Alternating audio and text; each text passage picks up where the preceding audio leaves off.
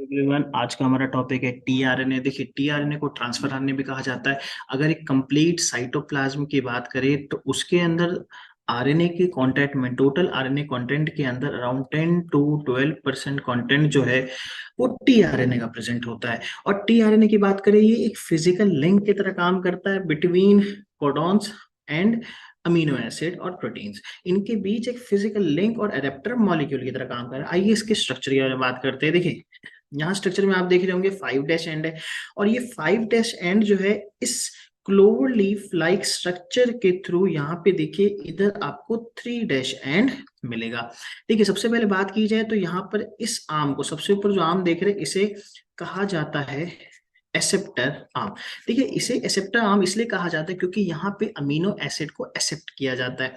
किस तरह से? देखिए, यहाँ पे जो आप 3' देख रहे हैं, इस जगह पे अमीनो एसिड को यहाँ पर इसके 3' जो यहाँ पे आप 3' पे एडेनिन देख रहे हैं, एडेनिन रेसिड्यू, इससे जोड़ा जाता है। और ये काम करता है एक एंजाइम जिसका नाम है एमिनो एसाइल टीआरएनए सिंथेटेस।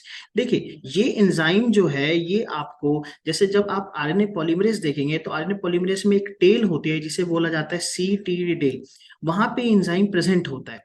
लेकिन सबसे इंपॉर्टेंट बात यह है कि इस सीटीडी टेल में जो एंजाइम यहाँ पे प्रेजेंट है, अमीनो एसाइल टीआरएनए सिंथेसिस, इसको रिकॉग्नाइज कौन करेगा? तो इसको रिकॉग्नाइज करने का काम ये कंप्लीट सीसीए टेल का काम होता है। इसलिए सीसीए टेल जो है एक्सेप्टर आर्म में, इसका मोस्ट सिग्निफिकेंट काम यही है कि amino acyl tRNA synthetase enzyme को रिकॉग्नाइज करना, जो आपको यहाँ पर आरएनए पॉलीमरेज में जो सीटीडी टेल है वहां पे एक एंजाइम मिलेगा जिसका नाम है एमिनो एसाइल टीआरएनए सिंथेटेस। अब देखिए, ये इसके बाद हम आते हैं एक्सेप्टर आर्म में। एक्सेप्टर आर्म जानते हैं इसको क्या कहा जाता है? इसको इसलिए कहा जाता है क्योंकि यहाँ पे अमीनो एसिड एक्सेप्ट हुआ था। लेकिन एक इंपॉर्टेंट चीज यहाँ पर जो बेस पेयर है वो अराउंड आपको मिलेंगे 7 to 9 बेस पेयर। लेकिन इस बेस पेयर के अलावा यहाँ पे कुछ non Watson Crick base pair में मिलेंगे। देखिए, normal Watson Crick base pair क्या होता है? जैसे एडेनिन जो है वो डाई हाइड्रोजन बॉन्ड बना रहा है यूरेसिल के साथ, ग्वानिन जो है वो ट्रिपल हाइड्रोजन बॉन्ड बना रहा है साइटोसिन के साथ। लेकिन यहाँ पर आपको कहीं कहीं पर यूरेसिल और यूरेसिल के बीच में बॉन्ड दिखेगा, ग्वानिन और यूरेसिल के बीच में बॉन्ड दिखेगा। इसलिए इसे कहा जाता है non Watson Crick base pair, और ये आपको मिलेगा एसेप्टर आर्म के अंदर। अब यहाँ पे हम आते हैं। देखिए, यहाँ पे आप लेफ्ट साइड में आएंगे तो आपको यहाँ पे दिखेगा डी लूप। डी लूप क्यों बोला जाता है? देखिए, अगर आप इस लूप को देखेंगे तो इस लूप के अंदर अराउंड आपको 4 to 6 बेस पेयर मिलते हैं। इस 4 से 6 बेस पेयर के अंदर आपको कहीं कहीं पे ये डी न्यूक्लियोटाइड भी देखने को मिलेगा। अब ये डी न्यूक्लियोटाइड का क्या सिग्निफिकेंट है, आइए हम इस स्ट्रक्चर से समझते हैं।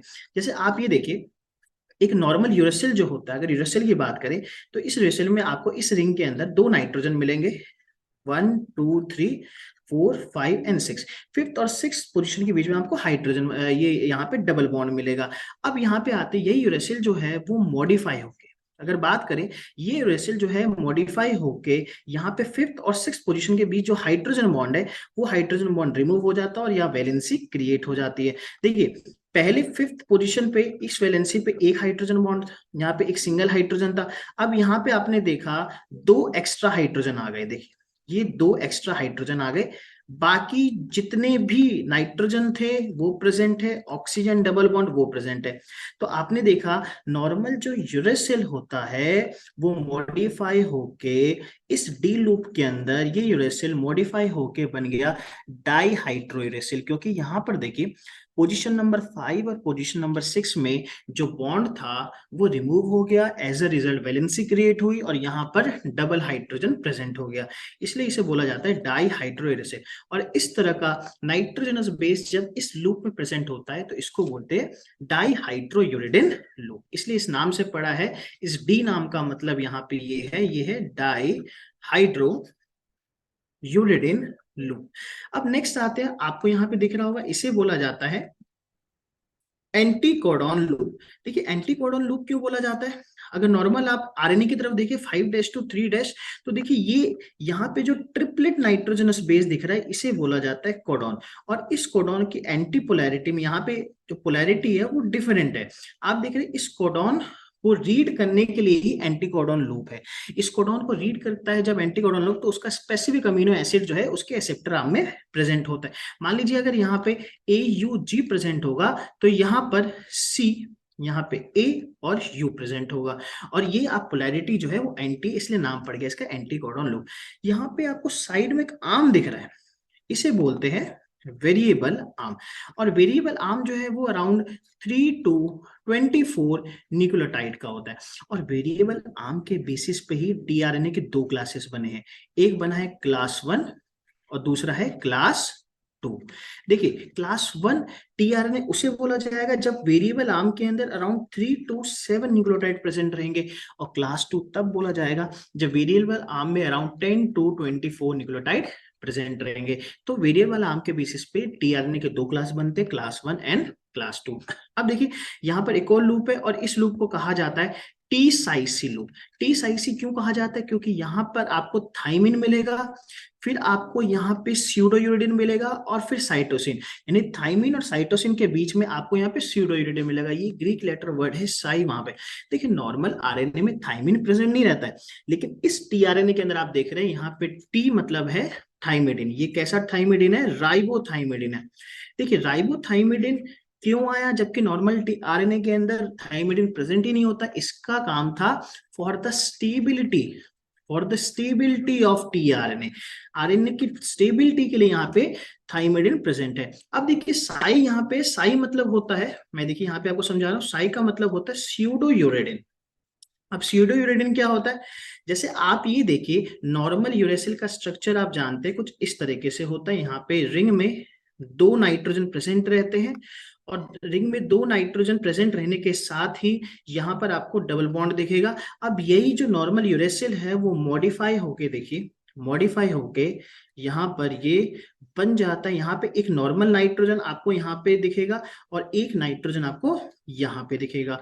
बाकी जितने ग्रुप्स है वो नॉर्मली प्रेजेंट रहेंगे, ठीक है। आप ये देखिए पहले 2 नाइट्रोजन जो है वो इस पोजीशन पे थे, अब नाइट्रोजन का पोजीशन बदल गया, और ये नॉर्मल नाइट्रोजन, ये जो आप देख रहे हैं यूरेसिल, ये मॉडिफाई होके क्या बन गया? Pseudo uracil. और ये स्यूडो यूरेसिल जब इस लूप में प्रेजेंट होता है तो इसको बोलते हैं स्यूडो यूरेडिन। देखिए नॉर्मल टीआरएनए का स्ट्रक्चर था अराउंड 76 to 90 न्यूक्लियोटाइड का ये टीआरएनए का स्ट्रक्चर होता है, ठीक है।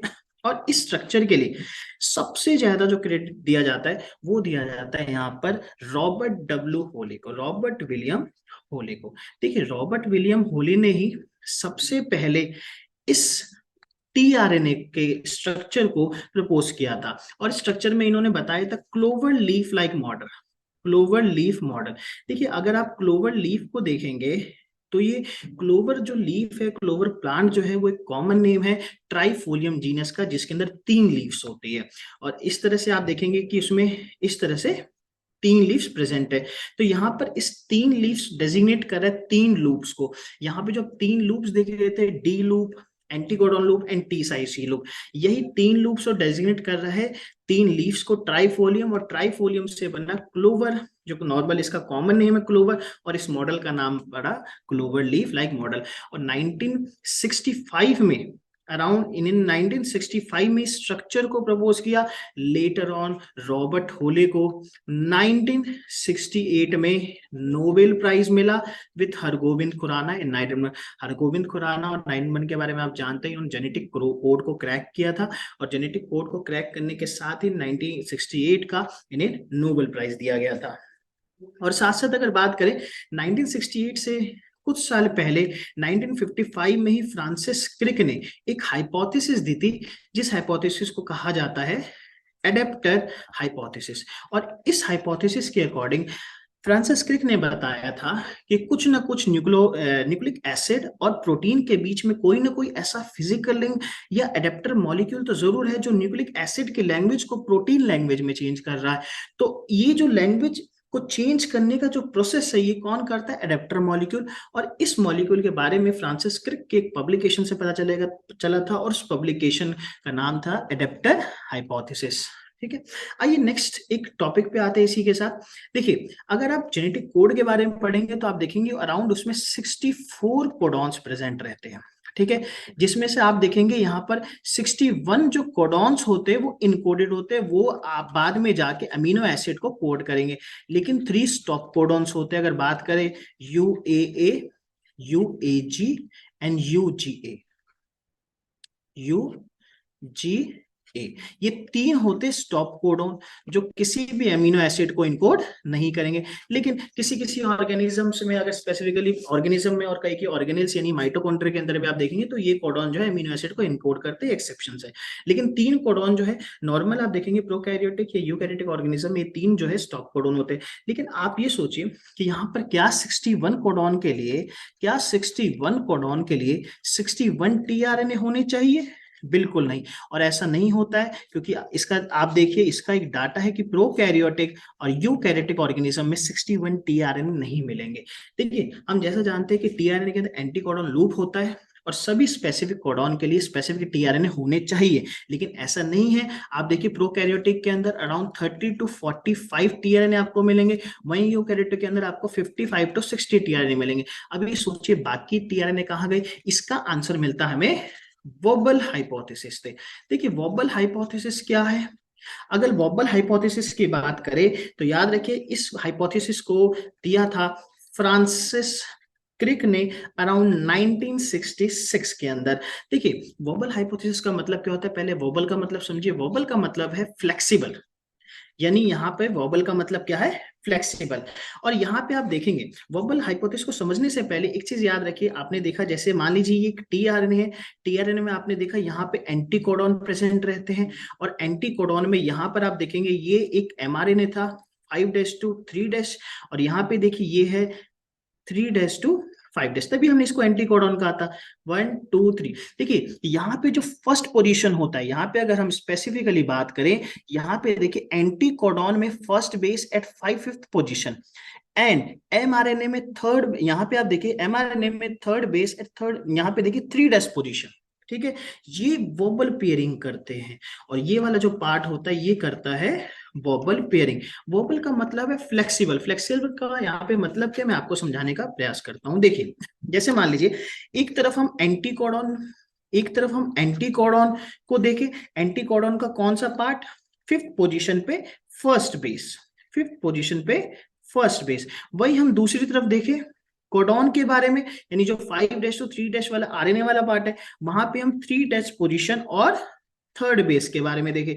देखिए यहाँ पर आपको वोबल पेयरिंग मिलेगी, यानी यहाँ पर आपको पेयरिंग जो मिलेगी वो फ्लेक्सिबल मिलेगी, और इसका आंसर मिलेगा क्यों 61 कोडॉन के लिए 61 टीआरएनए नहीं होते, थोड़े कम होते हैं। देखिए अगर एंटीकोडॉन पे मान लीजिए यहाँ ए है, अगर यहाँ पे देखिए एंटीकोडॉन यानी टीआरएनए की बात हो रही है 5th पोजीशन पे ए है, तो कोडॉन में आपको ऑब्वियसली यहाँ पे यू मिलना चाहिए। लेकिन अगर आपके वहां पर जी प्रेजेंट है, एंटीकोडॉन पे जी प्रेजेंट है, तो यहाँ पे आपको यूएससी मिलेगा।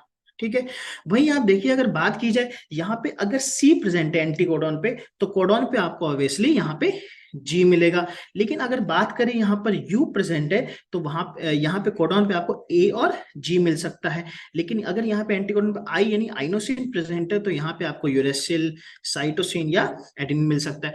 आप ये देखिए यहाँ पे जहां जी के बदले सी होना चाहिए था, वहां पे यू के साथ भी पेयरिंग हो रही है, मतलब यहाँ पर जो पोजिशन है वो फ्लेक्सिबल है, सी के साथ साथ वो यू के साथ भी फ्लेक्सिबल है। यहाँ पे यू देखिए आप एंटीकोडॉन पे, यहाँ पे यू को देखिए, यू को ए के साथ होना चाहिए था, तो वो जी के साथ ही फ्लेक्सिबल है। इसी फ्लेक्सिबिलिटी का सिनोनिमस होता है वोबल, इसलिए इस पोजीशन का नाम है वोबल पोजीशन, और इस तरह की पेयरिंग को कहा जाता है वोबल पेयरिंग। और इस हाइपोथेसिस को दिया था फ्रांसिस क्रिक ने।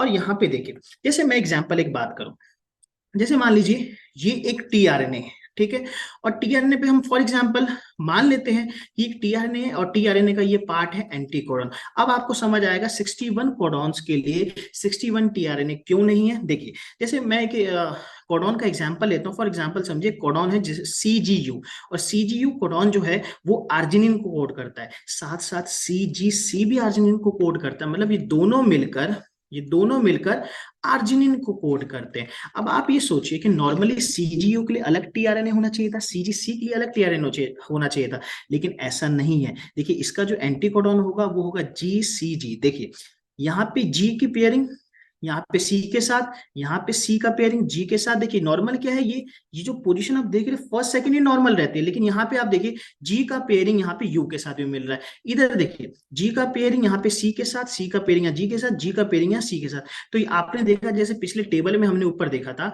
कि जी का पेयरिंग यू और सी दोनों के साथ फ्लेक्सिबल है। यहाँ पे भी देखिए इस जी का पेयरिंग जो है इस यू के साथ भी फ्लेक्सिबल हो रहा है, इस सी के साथ भी। मतलब इन दोनों कोडॉन्स के लिए डिफरेंट टीआरएनए होने की जरूरत नहीं है, इन दोनों कोडॉन्स के लिए एक ही टीआरएनए काफी है। इसलिए आप ये देखिए टीआरएनए का कंटेंट जो है कम हो गया, तो इसलिए 61 के लिए 61 टीआरएनए ना हो गए, ये टीआरएनए जो है 61 से कम होते हैं, यानी less than 61 because of wobble positions and wobble pairing. तो आज के लिए सिर्फ इतना ही। इससे रिलेटेड अगर आपके कोई भी डाउट है तो आप कमेंट सेक्शन में पूछ सकते हैं।